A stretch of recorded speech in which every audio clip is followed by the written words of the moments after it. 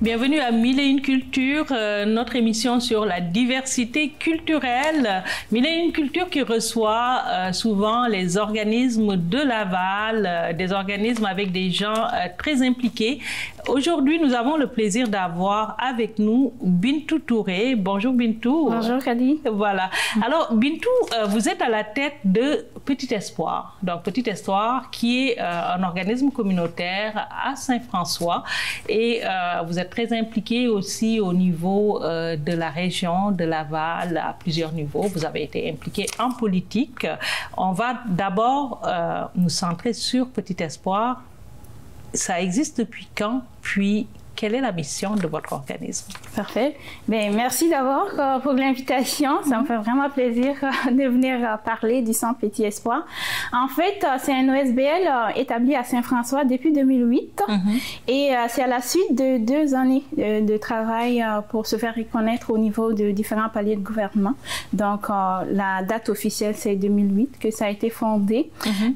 Vous savez, dans les années 2006, à peu près, Saint-François est un quartier qui a vécu plusieurs événements et puis il y avait clairement une nécessité d'avoir des services dans ce secteur-là qui est quand même assez isolé à Laval mais très dynamique. C'est un quartier très dynamique qui avait besoin de ressources et moi avec mes expériences à Montréal, je sentais un devoir d'aider mon quartier et c'est dans ce sens-là que le Centre communautaire Petit Espoir a vu le jour en 2008.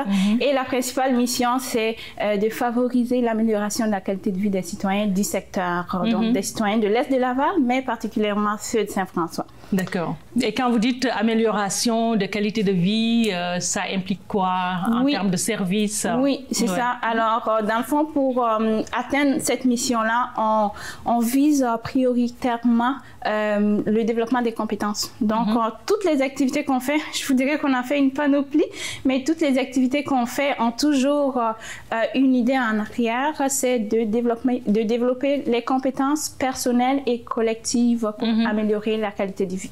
Et dans ce sens-là, on donne principalement des cours de formation en informatique, des cours sur les tablettes, des cours sur toute la suite Office à différents types de clientèle. On donne aussi des ateliers de recherche d'emploi, rédaction de CV, simulation d'entrevue. On fait aussi toute une série d'activités pour les aînés, pour aider à briser l'isolement des aînés qui vivent dans le secteur Est. On leur donne des activités physiques, des activités qui vont aussi développer le mental aussi. Donc, on veut que ces aînés-là soient en forme autant physiquement que mentalement. On donne aussi des activités pour les 0-5 ans pour aider surtout avant l'intégration à la maternelle parce qu'on sait qu'il y a beaucoup de familles dans le quartier. Donc, c'est important que les jeunes aient tous les outils qui puissent rentrer à l'école avec les mêmes chances que tout le monde. Alors, on a aussi des cours de langue, évidemment, parce qu'on est dans un quartier assez cosmopolite, je dirais. Donc, on a des cours de français, d'anglais et d'espagnol. Et puis, on a aussi des intervenants de milieu pour les aînés, donc qui sont vraiment dédiés spécifiquement pour aller faire du repérage des aînés isolés, vulnérables et aider ces aînés-là à trouver des ressources qu'ils ont besoin. D'accord. Vous avez dû être très sollicité, j'imagine, pendant cette période qu'on vient de vivre avec la COVID-19, les aînés qui étaient très, très impactés. Donc, comment vous l'avez vécu? Je dis toujours à mes invités, d'abord comme individu, parce qu'on est impacté personnellement, ensuite comme institution. Oui, c'est ça. Mais exactement, comme personne, on l'a vécu comme mère de famille. Alors, le télétravail avec les enfants, c'est sûr que c'est pas évident, mais on a réussi à passer à travers la période de confinement. Et au niveau professionnel aussi, je vous dirais que ça a été un chamboulement, pas seulement pour nous, mais pour plusieurs organisations. Nous, une de notre missions est de briser la fracture qu'il y a entre les différentes couches de la population. Puis, je vous cacherai pas qu'avec la pandémie, on a vu que la fracture sociale s'est accentuée parce que avec la pandémie, tout le monde s'est converti un peu en mode virtuel, y compris nous. On a offert des activités de façon virtuelle, on a fait des appels téléphoniques à tous les jours auprès de la clientèle pour s'assurer qu'ils vont bien, pour s'assurer qu'ils ont les services dont ils ont besoin. Cependant, il y a une portion de la clientèle qui n'a pas forcément accès aux ressources technologiques, puis ça, je vous dirais que ça me brise le cœur. Ça me brise vraiment le cœur de voir qu'avec le confinement, ces personnes-là ne pouvaient pas sortir, puis on ne pouvait pas communiquer avec ces personnes-là non plus. Oui. Donc, ça fait que ça a été une période assez chamboulante, mais on a travaillé fort à travers les activités virtuelles, à travers les appels téléphoniques. Et puis, depuis le déconfinement, donc depuis le 8 juin, on est de retour dans nos locaux pour pouvoir desservir la clientèle. C'est sûr que les façons de faire changent. D'accord. Donc, les personnes qui ont besoin de services viennent sur rendez-vous pour nous permettre de respecter les mesures de distanciation sociale et toutes les autres mesures en termes de santé publique. OK. Mais on sait qu'on va devoir vivre avec cette pandémie-là pendant un moment, puis que c'est une réalité et qu'il peut y en avoir d'autres. Vous soulevez un bon point qui est la fracture sociale et la fracture numérique qui est un peu la conséquence de cette fracture sociale. Est-ce que vous pensez qu'il y a quelque chose à faire au niveau de votre organisme? Avez-vous des projets, des attentes pour aider à briser cet isolement? Oui, tout à fait. C'est ça. Donc, depuis le printemps, on travaille sur différents projets pour nous permettre de répondre encore mieux en septembre. Là, éventuellement, on ne sait pas s'il y aura une deuxième vague ou pas, mais on s'apprête en tout cas. Alors, dans ce sens-là, depuis le printemps, on travaille sur un agrandissement de notre local. Déjà, on a un local assez immense, mais on ajoute une salle supplémentaire à notre local pour nous permettre de continuer à desservir la population tout en respectant les mesures qui vont être édictées par la santé publique. Ça, c'est le premier volet. Puis l'autre volet, c'est une série d'activités virtuelles qui vont continuer à se développer. Donc, les activités, nous allons les offrir, mais aussi, on offre aussi de la formation. Donc, depuis le printemps, on donne la formation à nos bénéficiaires pour qu'ils puissent être en mesure de pouvoir se connecter sur Zoom pour pouvoir suivre les différentes activités, pas seulement chez nous, mais l'ensemble des activités qui sont offertes sur les territoires. Là. Donc, on travaille fort là pour que les gens puissent rester impliqués, puis que le monde puisse rester actif, même si c'est pas en présentiel, que le monde puisse être en mesure, parce que c'est bien beau d'avoir les ressources qu'il faut, mais il faut savoir les utiliser. Les utiliser, absolument. C'est ça. Ouais, puis que ça soit aussi au niveau de votre clientèle, que vos aînés, les gens à faible revenu aient à disposition un ordinateur, j'imagine, ou autre chose. 2020, c'est encore toujours un contexte particulier. L'affaire George Floyd, une flambée de lutte contre la discrimination, le racisme, donc des jeunes racisés, en fait, de plus en plus qui demandent que les problèmes soient adressés. Vous travaillez, vous êtes dans un environnement très cosmopolite avec beaucoup de personnes racisées, des jeunes et des moins jeunes. Comment vous avez vécu ça et est-ce que ça vous a interpellé? Et puis, quelle est la réaction autour de vous? Oui, c'est une très bonne question. Je te dirais que cet enjeu-là sort dans les médias cette année, mais nous, on travaille là-dessus depuis de nombreuses années. Et on travaille depuis la fondation, depuis l'ouverture. Vous savez, un mot-clé qui ressort chez nous, souvent, c'est le mieux vivre ensemble. Alors, dans toutes les activités, on s'assure vraiment qu'il y a un bon mélange pour que les gens puissent mieux se connaître, puisque si on ne se connaît pas, c'est là qu'il y a beaucoup de préjugés. Alors, on a toujours travaillé depuis le début pour favoriser les échanges entre différentes communautés qui composent notre clientèle. Et puis, je ne vous cacherai pas qu'on a 28 nationalités chez nous.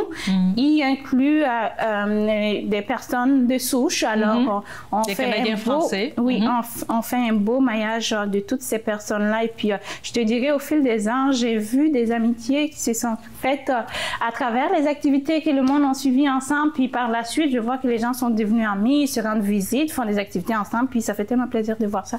Et puis, c'est vraiment tout le monde ensemble qui travaille pour atteindre cet objectif-là. Pas seulement la communauté racisée. Et dans toutes nos interventions, c'est ça qu'on fait. Et je te dirais que je compare souvent cet enjeu-là au féminisme. Je me dis, le féminisme, c'est pas juste l'affaire des femmes. Alors, dans ce sens-là, c'est vraiment toute la communauté tout entière qui travaille pour enrayer ce réseau-là, parce que c'est sûr qu'il faut nommer les choses qui existent. Il y a des belles choses aussi qu'il faut les nommer, puis travailler ensemble de concert pour pouvoir avoir un quartier ou une ville ou même une nation qui est inclusive et qui continue de l'être sans brimer qui que ce soit. Qui que ce soit. En tout cas, de belles initiatives, il faut se connaître en fait pour faire tomber les barrières. Oui, est-ce qu'il y a des besoins particuliers pour votre organisme actuellement sur, mettons, le moyen terme? Mais c'est sûr qu'un OSBL, il vit toujours de l'instabilité. Hein? Depuis toutes les années, on travaille fort sur différents projets. Puis je ne te cacherai pas qu'on est beaucoup sur des projets ponctuels. Puis la problématique, c'est vraiment de pouvoir compter sur du financement récurrent adéquat. Alors, c'est ça. Donc, la majorité, c'est vraiment de façon ponctuelle, mais on travaille, on roule, on répond aux besoins. Donc, la problématique actuelle, c'est vraiment de continuer à pouvoir consolider les activités à travers le financement récurrent adéquat. OK. Mais on sent une volonté, je pense, au niveau de Laval, d'aider cette diversité, puis qu'il y ait un regard nouveau. C'est ce que le maire de Laval nous a dit. Est-ce que vous avez été approché dans ce cadre-là? Oui, je vous dirais que depuis plusieurs années, on travaille fort avec la ville de Laval sur différents projets en lien avec l'intégration, en lien avec le développement social. Donc, je vous dirais que depuis de nombreuses années, il y a beaucoup d'ouverture, puis on travaille en belle complémentarité, en complémentarité avec la ville de Laval. Voilà. Pour conclure, Bintou, donc le moyen terme, mais aussi le long terme, vous vous voyez où avec Petit Espoir dans les prochaines années à venir? Dans les prochaines années, c'est sûr qu'on vise à encore augmenter le nombre de personnes à qui on dessert, puisque les demandes de services augmentent de plus en plus, puis on n'a pas forcément toutes les ressources pour répondre à toutes les demandes. Donc, à long terme, c'est vraiment de pouvoir répondre à toutes les demandes qui émergent de plus en plus. OK. Quand vous dites les personnes que vous desservez, avez-vous un chiffre de population? À tous les ans, là, on sert directement ou indirectement facilement au moins 350 et plus personnes individuelles. Et ces individus peuvent venir 2, 3, 4, 5 fois. Alors, si on compte en nombre de participations, là, c'est autour de 1000 participations. Mais en termes d'individus, c'est autour de 350. Et vous savez qu'il y a un besoin pour au moins 3 fois plus. Ah oui, tout à fait. Merci beaucoup, Bintou. Puis continuez votre beau travail avec Petit Espoir. Merci de l'invitation. Voilà. Nous allons maintenant céder la place à notre chroniqueuse culture, tendance et mode, Myriam Matondo. Myriam, on dit quoi? En mode cet été, chez les femmes, la tendance est au Bermuda. Le Bermuda que l'on peut agencer de différentes façons, par exemple avec un veston ou une veste sans manches. Et lors des grandes chaleurs, on privilégie les matières qui respirent, telles que le lin, la soie, du coton ou encore du chanvre. La robe chemisier est un incontournable également, à agencer de différentes façons avec des accessoires pour la revamper. Partant de grande chaleur, n'oubliez pas de protéger votre peau avec un écran solaire adapté à votre type de peau. On fait particulièrement attention à nos tout-petits. Pour les peaux plus claires, un indice de FPS supérieur à 30 est recommandé, notamment pour les enfants. Le FPS, c'est le facteur de protection solaire qui indique le niveau de protection contre les rayons UVB. Rappelez-vous que même les enfants qui ont la peau très foncée ont besoin d'une protection maximale contre les rayons du soleil. C'est ce que nous conseille le magazine Naître et Grandir. Les parties du corps à privilégier sont bien entendu les parties découvertes, les mains, le visage, le cou, les lèvres. Oui, il ne faut pas oublier les lèvres en utilisant un baume à lèvres qui a un FPS aussi. Puisqu'il n'est pas toujours facile de s'y retrouver en matière d'écran solaire, je me réfère encore une fois à l'article publié sur le site de Naître et Grandir qui nous éclaire sur le meilleur choix pour mieux protéger nos enfants. Il existe deux types d'écrans solaires. Les écrans solaires chimiques qui contiennent par exemple du parsol, du méroxyle ou encore de l'hélioplex et de l'oxybenzone. Et les écrans physiques qui contiennent des produits tels que l'oxyde de zinc ou le dioxyde de titane. Ces deux catégories de produits n'agissent toutefois pas de la même manière. Les écrans chimiques absorbent les rayons UVA et UVB, tandis que les écrans physiques reflètent ces rayons. Donc, selon les études, les écrans physiques contenant l'oxyde de zinc ne traverseraient pas la barrière de la peau, contrairement aux ingrédients des écrans chimiques qui pénètrent la peau pour se retrouver ensuite dans le sang. Pour ce qui est donc des produits qui contiennent du dioxyde de titane, les chercheurs ne s'entendent pas. Certains affirment que les particules de ce produit, donc du dioxyde de titane, n'entrent pas dans la circulation sanguine, alors que d'autres clament le contraire. Je termine en vous rappelant que le bulletin municipal Vivre à Laval est désormais disponible en version numérique.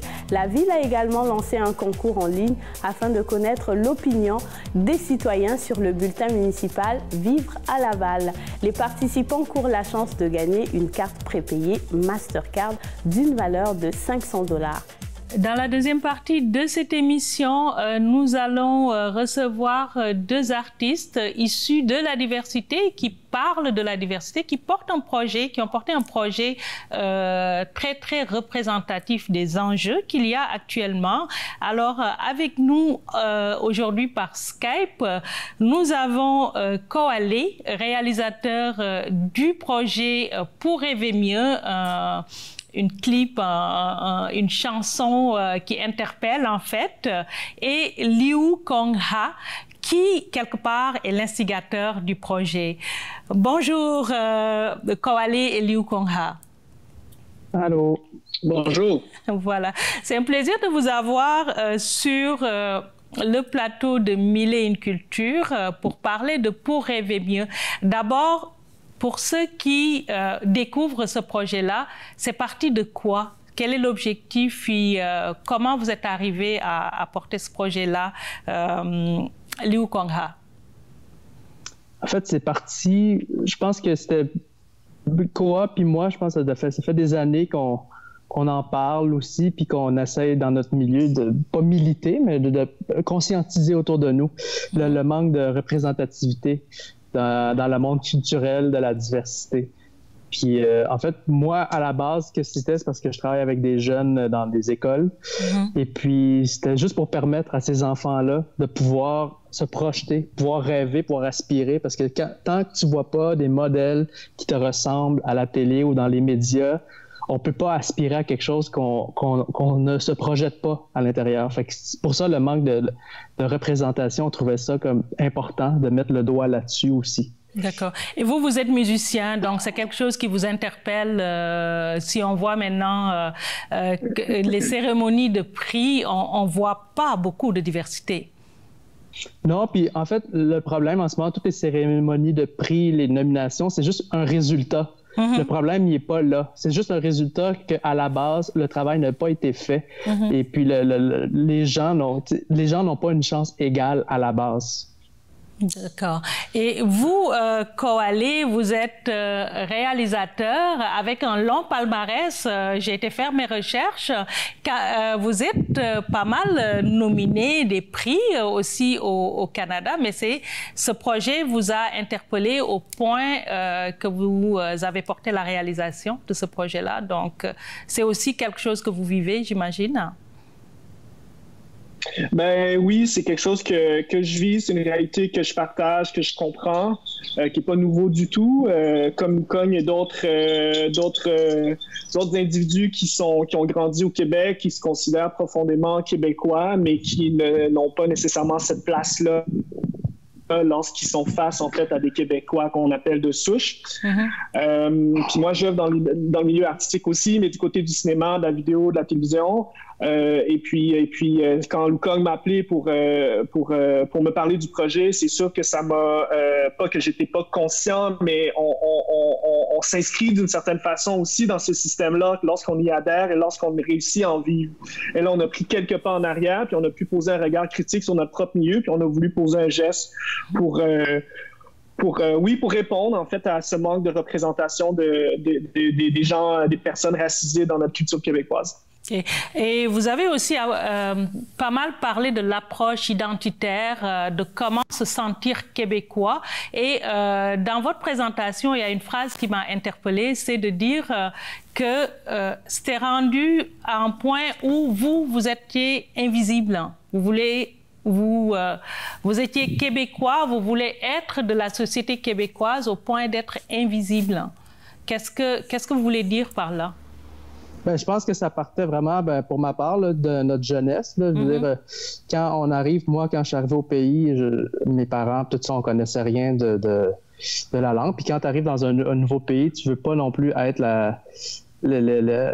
mettre la lumière sur toi. Tu veux te fondre à la masse. Fait que moi, la façon que j'ai vécu pendant très longtemps, mais je te dirais une vingtaine d'années de ma vie, c'est que j'ai vraiment renié tout ce qui était de ma culture pour pouvoir me fondre à la masse, pour être comme tout le monde, pour pas avoir à dealer, à répondre de ma culture, je dirais. D'accord. Donc, c'est ce qui a amené cette invisibilité dont vous parlez. Coaly, si je reviens à la réalisation, un projet porté par beaucoup d'artistes de la diversité, on parle de Asnat Albi, on parle d'autres de gens d'horizons divers, de langages divers, d'orientations, de genres divers. Donc, comment ça s'est fait de regrouper tout ça? Il y a quand même un beau défi, là. Mais il y a un beau défi, puis c'est pas si compliqué. Fait que si nous, on a été capable de le faire en 2 semaines, je pense qu'il y a des festivals, il y a des shows de télévision, puis il y a des films qui sont capables de le faire. Si on était capable de le faire, on s'entend, c'est un projet de 3 minutes et demie, mais si on était capable de faire un projet de 3 minutes et demie, qui ont rejoint une certaine communauté, des communautés dont les institutions cherchent à rejoindre, ou du moins ils prétendent vouloir rejoindre, je pense que si les gens qui sont à la direction de ces institutions ont un réel désir d'inclure ces individus et ces Québécois dans leur paysage culturel, je pense que ça peut se faire. Là où j'ai l'impression, mon impression, c'est que je crois que cette envie-là, elle est là, elle existe comme un concept, mais elle ne se manifeste pas encore. Donc, réunir ces gens-là pour répondre à votre question, c'est notre réseau de contacts. Qu'on a lancé l'appel, les gens ont tout de suite accepté parce que c'est un projet qui est porteur, parce qu'on leur fait une place à ces gens-là. On les invite en fait dans un paysage culturel dont ils n'ont généralement pas accès. Puis dans ce cas-ci, on utilise aussi des gens ordinaires, c'est-à-dire monsieur, madame, tout le monde, pas nécessairement des comédiens. Donc les artistes sont tout de suite embarqués, mais tous les sujets qu'on voit, les familles, les jeunes, les parents, les amis, c'est des gens qui ont adhéré tout de suite c'est même pas une cause, là, parce que ils ont adhéré parce qu'ils ont compris. On n'avait pas besoin d'expliquer le concept plus qu'il faut. On a juste dit, on veut faire un film qui vous représente, qui met de l'avant votre existence sur le territoire québécois. Que dire de plus, qu'expliquer de plus? Je pense que c'est vraiment aux Québécois de souche qu'il faut l'expliquer parce qu'entre nous, je pense qu'on vit plus ou moins la même réalité puis on comprend vraiment ces enjeux-là, qu'on soit de première, deuxième ou troisième génération. Donc, voilà. OK. Mais concrètement, pour rêver mieux, ça s'est traduit comment? Est-ce qu'on parle de slam, de chansons? On sait que c'est la chanson de Daniel Bélanger qui a servi de vecteur pour votre message. Et artistiquement, c'est comment on l'expliquait à monsieur, madame, tout le monde pour rêver mieux? Ben, ça part de la chanson. Ça part vraiment de la chanson. C'est une idée que Lucogne a eue un matin. Il s'est dit, cette chanson-là me parle. C'est une belle chanson qui a une portée poétique, une portée sociale aussi dans ses paroles et sa musicalité, qui laisse beaucoup de place à l'interprétation aussi. Nous, on a décidé de prendre une des interprétations possibles. En fait, après ça, on a pris le téléphone, on a appelé des alliés, on a appelé des boîtes de location d'équipement, on a appelé une boîte de production de films. On a contacté des amis qui ont fait un travail de recherchistes. On a une équipe de com qui s'est montée naturellement, des gens qui travaillent dans des agences, des gens qui travaillent dans des festivals de cinéma. On a eu des relationnistes de presse qui ont donné un soutien. On a eu des techniciens qui ont donné un soutien. Et ça a monté une équipe complète de 150 personnes. C'est un projet qui aurait coûté très, très, très cher. Et pour trouver les participants, comme je vous disais, c'est vraiment un truc de réseau de contact. On avait quelques personnes clés de chaque secteur qui nous ont fourni des noms. Ensuite, on a fait un travail de recherche. On a pris le téléphone, on a appelé, on a écrit, puis ensuite on les a bookés, puis on les a tournés tout simplement. Okay. Sur 3 jours. Un projet autofinancé aussi, un enjeu pour les gens issus des minorités sur le plan culturel, entrepreneurial, whatever. On parle beaucoup de ce qu'on veut faire, mais il n'y a souvent pas de fonds pour ce qu'on veut faire. Est-ce que ça a été le cas, j'imagine, pour vous? Oui, mais ça prend des ambassadeurs. Puis c'est un peu notre rôle à Lukang et moi. On a décidé de prendre cette position-là aujourd'hui parce qu'on fait partie des gens privilégiés. On travaille, on est capable d'exercer notre profession et c'est pas tout le monde qui a cette chance-là. Donc on s'est dit, nous avons un pouvoir, nous allons montrer l'exemple, pas juste aux plus jeunes, mais aussi à nos confrères et consoeurs du milieu qui sont des Québécois d'ici pour leur dire, regardez, nous pouvons poser une action. On a mobilisé des gens, ça se fait. Prends le téléphone, puis je vous donne des chiffres parce que c'est important, mais quand on a emprunté pour 60 000 $ d'équipement puis qu'on nous le prête, c'est qu'il y a des gens qui croient à ça. Il y a des gens qui ont envie de porter ce projet, mais il faut le faire, il faut se mobiliser. Fait qu'imaginez si on avait un peu de sous, ce qu'on peut faire. Imaginez ce qu'on pourrait mettre sur nos écrans. Imaginez le spectacle de la Saint-Jean, le gala artiste, tout ce qu'on peut faire, comment on peut inclure tous ces gens-là. D'accord. Et pour finir, est-ce qu'il y a une suite qui est prévue? Qu'est-ce que vous pensez faire pour rêver mieux dans le futur? Ben là, en fait, je pense que c'est plusieurs gestes. C'est pas juste nous. Puis nous, notre apport, c'est un geste parmi tant d'autres. Puis nous, notre façon, je pense, de continuer, c'est de le continuer à conscientiser puis à vivre avec ça en tête aussi. Puis à chaque fois qu'on est appelé justement sur un travail, c'est de mettre en application tout ce qu'on a mis pour faire la vidéo dans notre milieu de travail aussi. Et pas faire comme ce que tout est fait depuis toujours, c'est avoir le premier réflexe, puis d'appeler les gens autour de soi qu'on connaît, qui font déjà ce travail-là, mais donner une chance justement à d'autres gens qui n'ont pas la chance, puis aussi donner la chance de se tromper. Je pense que dans ce milieu-là, c'est tellement difficile que pour les gens, en plus, racisés qui débarquent dans ces milieux-là, souvent, on n'a jamais une deuxième chance. Comme moi, quand je suis arrivé, il fallait tout de suite être bon. Parce que c'est sûr que si moi, ça ne marchait pas, ben j'aurais été tassé puis j'aurais plus jamais travaillé. Je crois pas, en tout cas. Tandis que, tu sais, même sur le plateau, là, Koa, il m'en avait parlé. Il y avait une personne qui était arrivée sur le plateau, que ça faisait 1 an qu'elle était au Québec. Mais Koa va pouvoir en parler un peu plus. Mais elle, c'était la première fois en 1 an qu'elle avait une chance de travailler dans ce domaine-là. Parce que personne ne lui donne cette chance-là. Ben, un mot de la fin, Coali, pour ce projet-là, qu'on va d'ailleurs découvrir à la fin de l'émission pour rêver mieux. Ben, un mot, écoutez, je pense que Lukang vient de le dire, il faut être vigilant, il faut être intransigeant, il faut être conscient de ce qui nous entoure, de ne pas toujours poser les actions, les premiers réflexes, les premières réflexions, les premiers gestes qui nous viennent, parce que souvent ces gestes-là, probablement, qui viennent en fait d'un système et qui a été construit à travers des années. Donc, c'est de prendre du recul et de réfléchir autrement pour pouvoir opérer un changement à l'intérieur de notre système. C'est à ce moment-là, je pense qu'on aura une plus grande représentation de tous les Québécois sur nos écrans et sur nos scènes. Merci beaucoup à vous deux. Puis on va nous quitter sur cette vidéo pour rêver mieux, portée par Liu Kong Ha et Coali, réalisée par Coali, qui montre cette belle diversité artistique et tout ce qu'on peut en faire si on leur donne la possibilité. Merci à vous qui nous suivez à la maison et n'hésitez pas à nous écrire pour nous donner vos remarques, des suggestions. Si vous voulez participer à l'émission, vous pouvez aussi nous écrire à l'adresse courriel en bas de l'écran. Puis on vous dit à la semaine prochaine. Tu me demandes qui je suis. Je suis de n'importe où. Tu me demandes où je vais.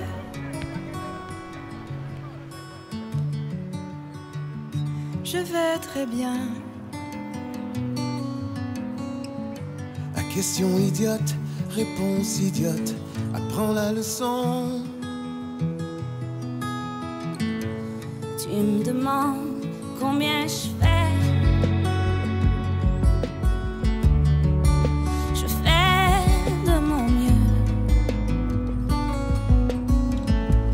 Et c'est mieux, combien c'est? C'est mieux et juste parfait. Tu veux trop savoir tout sur moi. Si tu veux tout avoir, ce que je n'ai même pas.